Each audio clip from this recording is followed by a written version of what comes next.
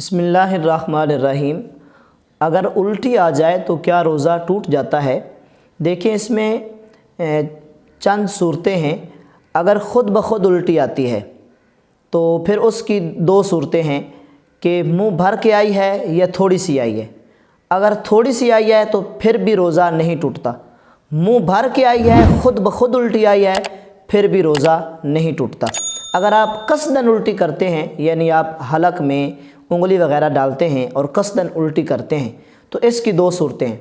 अगर थोड़ी सी उल्टी आई है, मुंह भर के नहीं आई, तो फिर रोज़ा नहीं टूटा।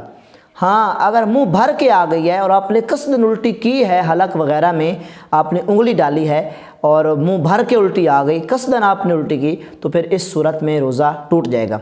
एक और सूरत है जिसमें ख़ुद ब खुद उल्टी आए और मुंह भर के आए, तो उसमें रोज़ा टूट जाता है। वो सूरत ये है कि अगर उल्टी में से कुछ आप उसको अंदर निकाल लेते हैं, एक चने की मिकदार कम अज़ कम या इससे ज़्यादा आप उल्टी आई और आपने उसको अंदर निकाल लिया थोड़ा सा, तो फिर इससे रोज़ा टूट जाएगा।